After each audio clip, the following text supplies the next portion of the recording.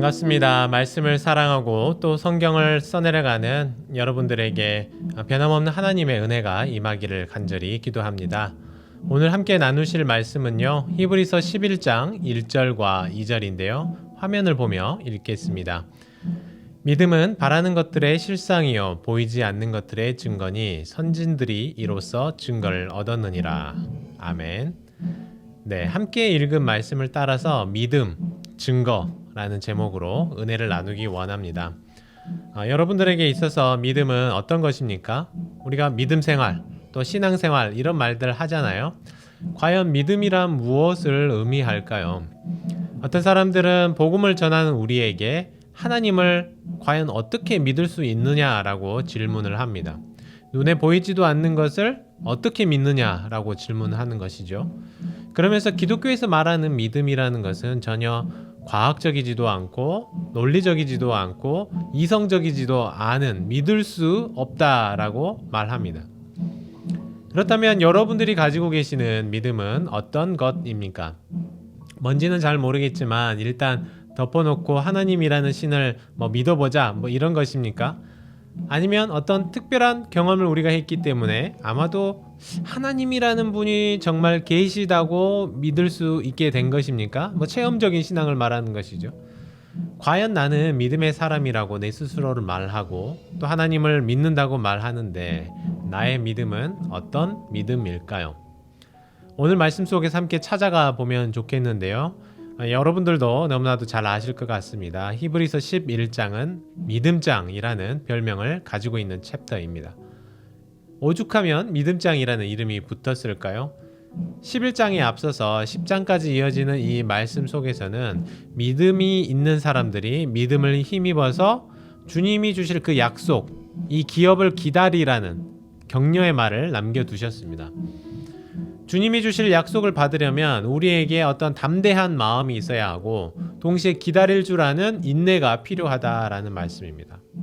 이에 대해서 구약시대로부터 쭉 이어져 내려왔던 좋은 본이 되는 믿음의 선배들을 우리에게 소개시켜주는 곳이 바로 히브리서 11장입니다. 다시 믿음이 무엇인지 오늘 말씀 속에서 한번 찾아가 보면 좋겠는데요. 1절은 믿음이란 무엇인가? 라는 질문에 이렇게 답하고 있습니다. 믿음은 바라는 것들의 실상이요 보이지 않는 것들의 증거이다. 어떻습니까? 믿음이 우리가 바라고 소망하는 것이 드러나는 것이고 또 증거라고 말하고 있지 않습니까? 어쩐지 좋은 말 같기도 하고 또 한편으로는 이해하기 어려운 그런 말처럼 느껴지는 게 사실인데요. 믿음이 과연 논리적으로 설명이 되는 것이냐, 증거가 있느냐, 세상 사람들이 물을 때에 성경은 이렇게 대답을 합니다. 믿음은 실제이고 믿음에는 증거가 있다라는 것입니다. 믿음의 증거, 그 첫 번째로 하나님의 말씀으로 지어진 이 창조 세계 속에서 우리는 그것을 발견하게 되는 것입니다. 창조의 증거를 믿는 것이야말로 믿음의 기초라고 할 수 있겠죠. 히브리서 저자가 우리에게 이 믿음에 대해 설명하면서 사용하는 단어가 두 가지가 있습니다. 하나는 실상이라는 단어이고 또 한 가지는 증거인데요.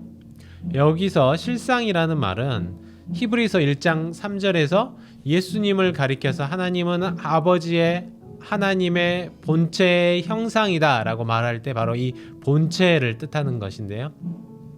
이스라엘 백성들은 오랫동안 하나님에 대해 들어왔고 또 그 하나님을 믿어왔지만 실제로 그것을 어떤 과학적인 방법을 통해서 확인한 적이 없습니다. 현무경으로 혹은 망원경으로 눈으로 보고 손으로 만져볼 수 있는 그런 존재가 아니시기 때문에 그렇게 볼 수도 없고 확인할 수도 없는 존재를 확실하게 실제로 있다라고 여기는 그것이 바로 믿음인 것이죠. 그러면 그때 하나님을 믿는 우리에게 하나님께서 어떻게 반응하시느냐? 믿는 우리에게 실제를 보여주시는 것입니다. 하나님을 믿는 그들에게 예수님을 보여주셨고 하나님의 창조를 믿는 그들에게 이 세상을 증거로 보여주시는 겁니다.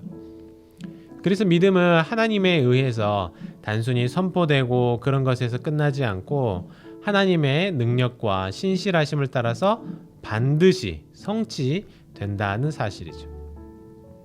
그래서 믿음의 선배들은 수많은 인고의 시간, 또 고난의 시간을 거쳐왔음에도 하나님은 여전히 살아계시고 자신에게 주신 언약을 마침내 지키시는 분이라는 것을 확실하게 믿었기 때문에 말 그대로 믿음의 사람이 된 거예요. 그래서 성숙한 성도가 누구냐? 믿음이 좋은 성도가 누구냐? 했을 때 바로 하나님의 말씀에 대한, 거기에 기록된 이 약속에 대한 확신을 갖는 사람들입니다. 또한 믿음은 보이지 않는 하나님, 그분의 다스림과 역사하심, 하나님의 신실하심이 눈에 보이지 않는 것 같아도 이 세상 곳곳에 드러나 있는 것들을 증거로 받아들이는 것이죠. 그래서 1절과 2절 이후 말씀에는 그 증거를 받아들인 사람들의 명단이 우리 소위 잘 아는 것처럼 믿음의 선배들로 이렇게 리스트업이 되어 있습니다. 그 중에 가장 길게 언급되는 사람이 있는데요. 바로 아브라함입니다. 우리가 잘 알듯이 아브라함은 보이지 않는 곳을 찾아서 떠난 사람이었습니다. 하나님이 처음 아브라함에게 약속의 땅으로 가라고 했을 때에 그 땅이 정말로 약속의 땅이 맞는지 증거를 달라고 하지 않았습니다. 내가 자료를 먼저 확인해 보고 가겠다라고 하지 않았습니다. 정탐을 보내서 그 땅을 먼저 살펴보고 움직이겠다라고 말하지 않았습니다. 하나님이 말씀하셨기 때문에 그것이 사실임을 믿고 하나님의 말씀을 증거 삼아 곧장 보이지 않는 그 세계로 출발하였습니다. 아브라함의 믿음은 이처럼 보이지 않는 것을 보이는 것으로 만드는 능력이었습니다. 이분들의 명단을 보면요, 각 시대별로 어떻게 이분들이 믿음을 지키고 그 증거를 붙잡고 살아왔는지를 기록하는데요. 아벨, 우리 잘 아는 인류 역사의 초기부터 시작해서 매 시대마다 계속된 이 믿음의 현장을 우리에게 보여주시면서 믿음은 바라는 것들의 실상이고 보지 못하는 것들의 증거라는 이 말씀이 시대를 넘어서 어떤 환경을 넘어서 영원히 변치 않는 사실이고 진리임을 보여주셨습니다. 그러나 때로는 우리가 오늘 말씀을 오해할 때가 있죠. 믿음을 미래에 이루어질 뭔가 나의 소망, 이런 것을, 나의 희망을 이루는 것, 이런 걸로 기대한다고 할까요? 그래서 한국 교회에서는 새벽에도 기도하죠. 사업 잘 되라고 기도하고, 장가 가게 해달라고 기도하고, 건강하게 해달라고 기도합니다. 그런데 이런 기복적인 자세는 절대 믿음이라는 말로 표현할 수 없다는 사실이죠. 내 생각을 이뤄가는 것이지 하나님의 말씀을 이뤄가는 것이 아니기 때문입니다. 그러면 믿음이 무엇일까요?